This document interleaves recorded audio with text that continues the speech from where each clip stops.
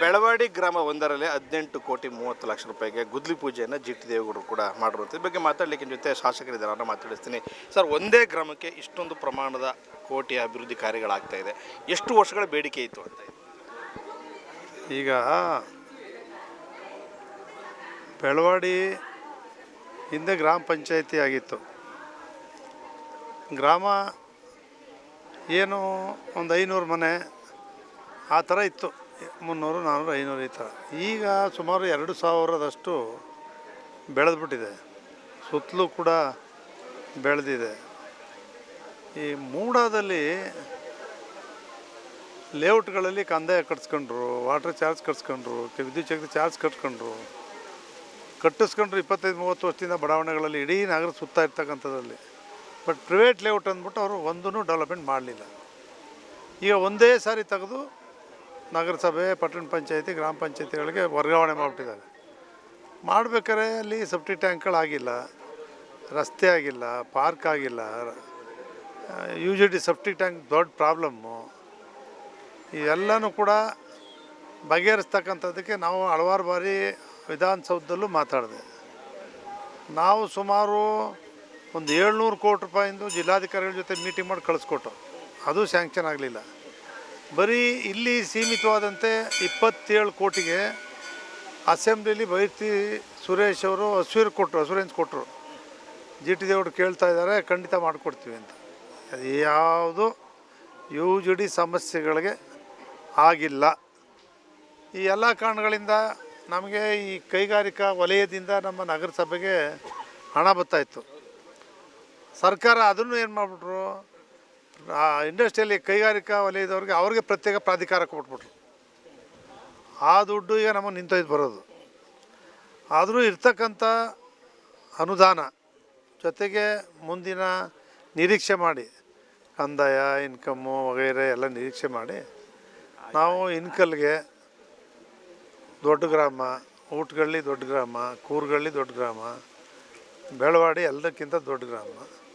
ಇವತ್ತು ಅದಕ್ಕೋಸ್ಕರ ಬಹಳ ಒಂದು ಸುಮಾರು ಕೆರೆ ನೀರು ಪರಿಸರ ಹಾಳಾಗಿದ್ದು ಏನು ಮಾಡೋದು ಅಂತ ಹಿಂದೆ ಕರ್ಕೊಬಂದು ಭಾರಿ ಪ್ರಯತ್ನ ಮಾಡ್ದು. ಸೆಪ್ಟಿಕ್ ಟ್ಯಾಂಕ್ ಮಾಡ್ದು, ಅದು ಅರ್ಧಕ್ಕೆ ನಿಂತೋಯ್ತು, ಆಗಲಿಲ್ಲ. ಮತ್ತೆ ಏನು ಮಾಡೋದು, ಸರಿ ಮಾಡಬೇಕು ಅಂತೇಳಿ ಕೂರ್ಗಳ್ಳಿಲಿ ಇದೇ ಪ್ರಾಬ್ಲಮ್ ಆಗಿತ್ತು.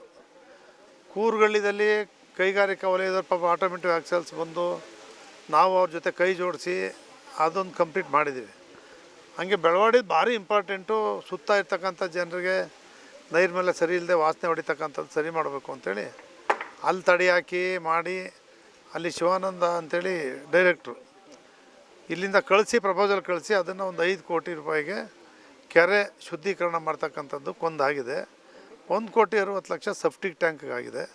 ಮತ್ತು ದೇವಸ್ಥಾನದಿಂದ ಪೂರ್ತಿ ಆ ರಸ್ತೆನೂ ಕೂಡ ಹೈಸ್ಕೂಲ್ವರೆಗೂ ಕೂಡ ರಸ್ತೆ, ಊರೊಳಗಡೆ ಇರ್ತಕ್ಕಂಥವ್ರಿಗೆ ಪ್ರತ್ಯೇಕ ಒಂದು 5 ಕೋಟಿ ಈಗ ಮಾಡಿದ್ದೀವಿ.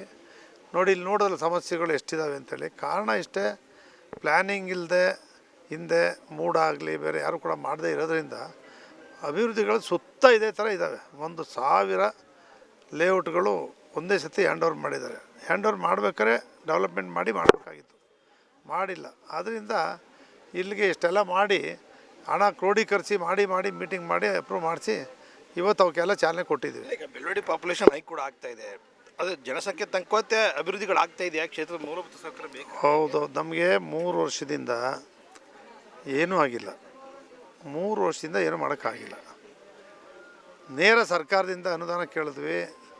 ಅವರು ಸಿದ್ದರಾಮಯ್ಯನವ್ರು ಹೇಳಿದರು, ಕೊಡ್ತೀನಿ, ನಂದು ಹಳೆ ಕ್ಷೇತ್ರ, ನಂದು 50 ನಿಂದು 50 ಒಂದು 100 ಕೋಟಿ ಕೊಡ್ತೀವಿ ಅಂದರು. ಅದಿಲ್ಲ. JDS MLAಗಳಿಗೆ, ಕಾಂಗ್ರೆಸ್ MLAಗಳಿಗೆ 25 ಕೋಟಿ ಅಂತಲೂ, ಅಲ್ಲ JDS BJP MLAಗಳಿಗೆ, ಕಾಂಗ್ರೆಸ್ MLAಗಳಿಗೆ 50 ಕೋಟಿ ಅಂತ ಕೊಟ್ಟಿದ್ದಾರೆ. ನಮ್ಗೆ 25 ಕೋಟಿ ಕೊಟ್ಟಿದ್ದು.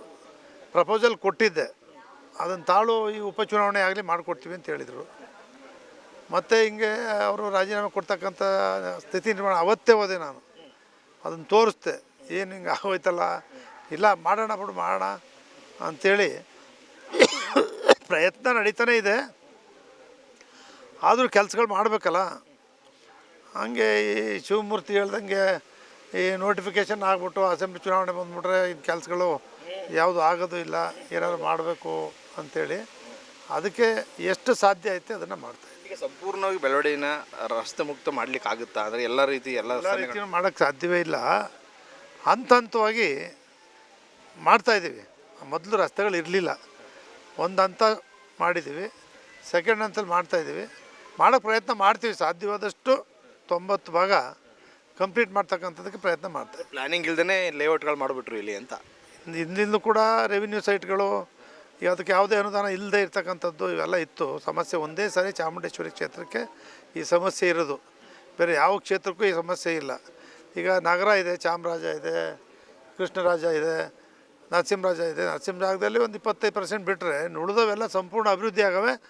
ಅಲ್ಲಿಗೆ 100 ಕೋಟಿ 50 ಕೋಟಿ ಬತ್ತನೇ ಇರುತ್ತೆ, ಕೊಡ್ತಾನೆ ಇದ್ದಾರೆ ಅವ್ರಿಗೆ.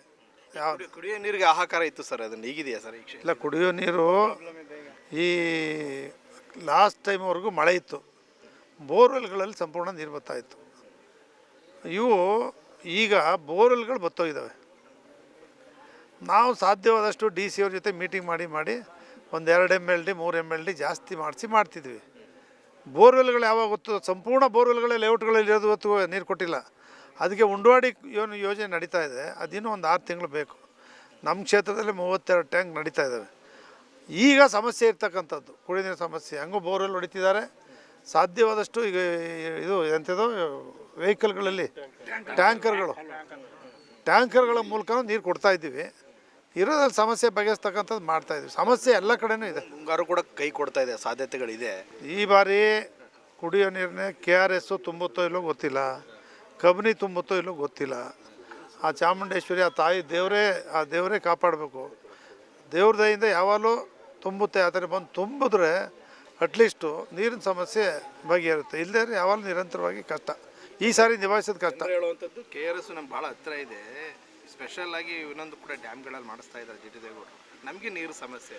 ನಿಮಗೆ KRS ಪಕ್ಕದಲ್ಲೇ 500 ಅಡಿ 600 ಅಡಿ ಹೊಡೆದ್ರು ನೀರು ಬರೋಲ್ಲ. ಬೋರ್ವೆಲ್ಲು ನದಿ ಇದೆ ಅಷ್ಟೇ. ನಿಮಗೆ ನದಿ ಪಕ್ಕದಲ್ಲೇ ಬೋರ್ ಹೊಡೆದ್ರು ನೀರು ಬರ್ತಾಯಿಲ್ಲ. ಸರಿ, ಆ ಥರ ಈ ಭಾಗದಲ್ಲಿ, ನಮ್ಮ ಭಾಗದಲ್ಲಿ ಇನ್ನೇನು ಡಿಮ್ಯಾಂಡ್ಸ್ಗಳಿದೆ ಸರ್ ಜನರಿಂದ? ತಮಗೆ ಅವ್ರಿಗೆ ಏನಿಲ್ಲ, UGD ಆಗಬೇಕು. ಅವ್ರು ಓಡಾಡಲಿಕ್ಕೆ, ಮಕ್ಕಳು ಮರಿ ಜನರು ಸಾಮಾನ್ಯ ಓಡಾಡೋಕ್ಕೆ ಬೀದಿಗಳಾಗಬೇಕು. UGD, ಬೀದಿ, ಈ ಸಮಸ್ಯೆ ಫಸ್ಟು, ಇನ್ನು ಉಳಿದದ್ದು next. Okay sir, okay, thank you. ಏನು ಸರ್, ನಿಮ್ಮದು ಭಾಳ ಸಮಸ್ಯೆಗಳು ಹೇಳ್ತಾ ಇದ್ರಿ, ಜಿ ಟಿ ದೇವೇಗೌಡರ ಅಭಿವೃದ್ಧಿ ಕೆಲಸಗಳು ಆಗ್ತಾ ಇಲ್ಲ ಅಂತೇಳಿ. ಸೊ ತೃಪ್ತಿ ಆಯಿತು ತಮಗೆ ಏನಾದರೂ? ಈಗ ಬೆಳವಾಡಿ ತೃಪ್ತಿ ಆಗ್ಬೇಕಾದ್ರೆ ದೇವೇಗೌಡರು 100 ಕೋಟಿ ಕೊಡಬೇಕು. ಯಾಕೆ ಅಂದರೆ ಅಷ್ಟೇ ಸಮಸ್ಯೆಗಳಿದ್ದಾವೆ ಇಲ್ಲಿ. ಈಗ ನಮಗೆ ಈ ಎಲೆಕ್ಷನ್ ಬರುವೊಳಗೆ ಜಿ ಟಿ ದೇವೇಗೌಡರು UGD ಈಗೇನು ರೋಡ್ ಆಗಿದೆ, ಆ ರೋಡು ಹೊರತುಪಡಿಸಿ ಎಲ್ಲ ಬೀದಿಗಳು UGD ಮಾಡಿಕೊಟ್ರೆ ಸಾಕು, ಉಳಿದಿರೋಕೆ ಅನ್ನೋ ಲೆಟ್ರ್ ಕೊಟ್ಟಿದ್ದೀನಿ ಈಗ ಅವ್ರಿಗೆ, ಕಮಿಷನರು ಅವ್ರಿಗೂ ಇಬ್ಬರಿಗೂ. ಅದೊಂದು ಅದೇನು ಜಾಸ್ತಿ ಬಡ್ಜೆಟ್ ಆಗಲ್ಲ. ಇವತ್ತೆಲ್ಲ ಮಾಡಿದ್ರೆ ಒಂದು 2 ಕೋಟಿ ಆಗ್ಬೋದು ಅಷ್ಟೇ. ತುಂಡು ಬೀದಿ, ತುಂಡು ಬೀದಿ ಯಾವುದೂ ಇಲ್ಲ. ತುಂಡು ಬೀದಿ ದೊಡ್ಡ ಬೀದಿ ಇಲ್ಲ. ನಮ್ಮ ತಾಯಕರ ಮನೆ ಬೀದಿ ಒಂದು ಬಿಟ್ಟು ಇನ್ಯಾವ ದೊಡ್ಡ ಬೀದಿಗಳಿಲ್ಲ. ಆಯ್ತು, ಒಂದು 3 ಕೋಟಿನೇ ಯಾಕೆ? ಚಾಮುಂಡೇಶ್ವರಿ ನಗರ 3 ಕೋಟಿ ಕೊಡ್ಸೋದು ನಂದು. ಅಯ್ಯೋ, ನಾನೇನು ಇಂಜಿನಿಯರ, ಅಂದಾಜಾಗಿ ಹೇಳ್ತಾ ಇದ್ದೀನಿ. ಬಟ್ ನನಗೇನು ಗೊತ್ತಾ, ಯಾವ್ದಾರ ಬೀದಿಗೆ ಹೋದ್ರೆ ಮುಖ ಕೊಡಿಕ್ಕಾಗಲ್ಲ, ಸ್ಮೆಲ್ಲು ಎಲ್ಲ ಗುಂಡಿ ತಗೊಂಡು ಅದನ್ನು ಎತ್ತಿಸಿಕೆ ಕೆಲವ್ರದ್ದು ದುಡ್ಡು ಇರಿಕಿಲ್ಲ. 2,000 3,000 ಕೋಟಿ ಎತ್ತಿಸಿಕ್ಕಾಗಲ್ಲ ಅಂಥ ಪರಿಸ್ಥಿತಿ. ಹೋದ್ರೆ ಗತನಾಥ ಹೊಡಿತದೆ. UGD ಫಸ್ಟು, ಆಮೇಲೆ ನೀವು ರಸ್ತೆ ಮಾಡಿದ್ರೆ ನಿಮಗೆ ಗಿಫ್ಟು. ನೆಕ್ಸ್ಟ್ ನಿಮ್ಗೆ ಜನ ಓಟ್ ಹಾಕ್ಬೇಕಾದ್ರೆ ರಸ್ತೆ ಮಾಡಿದ್ರೆ ಅದು ಎಲ್ಲಿಂದಾರ ತಗೊಂಬನ್ನಿ ಅಣ್ಣನ ಮಾಡಿ ಅಷ್ಟೇ. ಬೆಳವಾಡಿ ಒಂದು ಸುಂದರವಾದ ನನ್ನ ಮನೆ ರೋಡೆ ನಾನು ಕೇಳ್ತಾ ಇಲ್ಲ. ದೇವೇಗೌಡರಿಗೆ ನಾನೇನು ಗೊತ್ತಾ, ಮೊದಲನೇ ನಮಗೂ ಅವ್ರಿಗೂ ಮುನ್ಸು ಅಭಿವೃದ್ಧಿ ಕೆಲಸ. ಆಯಿತು, ರಸ್ತೆ ವಿಚಾರ ಡ್ರೈನೇಜು UGD ಬೆಳವಾಡಿ ಒಂದು ನಗರವಾಗಿ ಮಾಡಬೇಕು. ನಾನು ಗ್ರಾಮ ಪಂಚಾಯತಿ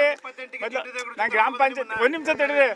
ಬೆಳವಾಡಿ ಗ್ರಾಮ ಪಂಚಾಯತಿ ಅಧ್ಯಕ್ಷರಾದಾಗಲೂ ಕೂಡ ಇಲ್ಲಿ ಅಭಿವೃದ್ಧಿ ಬಗ್ಗೆ, ಕುಡಿಯೋ ನೀರು, ರಸ್ತೆ ಬಗ್ಗೆ ನಾನು ಭಾರಿ ಫುಲ್ ಜವಾಬ್ದಾರಿ. ನಾನೇ ನೀರು ಬಿಡ್ತಾಯಿದ್ದೆ, ವಾಟರ್ ಮ್ಯಾನೇಜರ್ ರಜಾ ಅಂತ ಒಂದು ನನಗೆ. ಹಾಂ, ಅದು ನನ್ನ ಕೆಲವು ಪ್ರಾಬ್ಲಮ್ಗಳಿವೆ, ದೇವೇಗೌಡರು ಸಾಲ್ವ್ ಮಾಡ್ಕೊಳ್ಳಿ. ನಮ್ಮ ಸ್ನೇಹಿತ ಶಿವಕುಮಾರ್ ಇವ್ರಿಗೆಲ್ಲ ಗೊತ್ತು. ಅದಾದ್ರೆ ನಾವು ಯಾವ ಥರ ಮಾಡಬೇಕು ಅದು ಕುಮಾರಣ್ಣವ್ರ ಹತ್ರ.